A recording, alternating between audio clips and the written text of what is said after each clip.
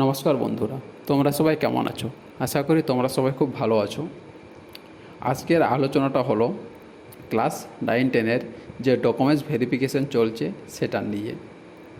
আমরা সবাই জানি যে ক্লাস 9-10-এর 7টি সাবজেক্টের অলরেডি ডকুমেন্টস ভেরিফিকেশন শুরু হয়ে গেছে, যেগুলো হলো history, geography, mathematics, Hindi, Urdu, Telugu এবং নেপালি।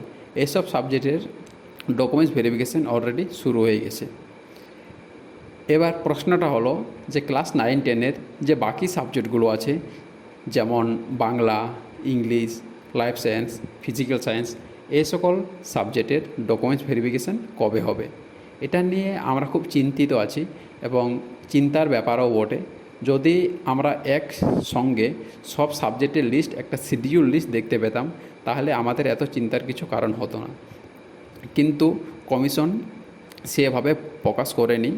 তাহলে এবার প্রশ্নটা হলো যে বাকি ডেট আমরা কখন দেখতে পাবো, কি আমাদের বাকি সাবজেক্টের ডকুমেন্টস ভেরিফিকেশন কবে হবে? এবার আমরা আশা করছি যে এপ্রিলের প্রথম সপ্তাহে আমরা ডকুমেন্টস ভেরিফিকেশনের লিস্ট দেখতে পাবো।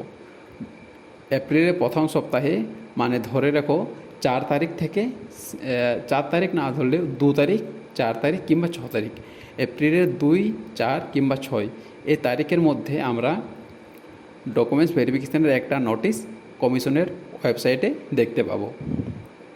তাহলে তোমরা এখন ডকুমেন্টস ভেরিফিকেশনের জন্য এত চাপ নেওয়ার কিচ্ছু নেই। তোমাদের যে ডকুমেন্টসগুলো নেই সেই ডকুমেন্টসগুলো সবগুলো একসঙ্গে গুছিয়ে রেখো। তোমরা ধরে রেখো যে 2, 4 কিংবা 6 তারিখে একটা নোটিশ আসতে পারে, কি আসার একটা সম্ভাবনা আছে। ঠিক আছে, এবার যদি না আসে, ঠিক আছে, মনে করো যে 2, 4, 6 তারিখে কি 7 তারিখে আমাদের নোটিফিকেশান এলো না, কি নোটিশ এলো না, তাহলে আমরা ধরেই রাখতে পারি যে আমাদের ডকুমেন্টস ভেরিফিকেশান ভোটের পরে হবে। ঠিক আছে, যদি না আসে তাহলে আমাদের ভোটের পরে হবে।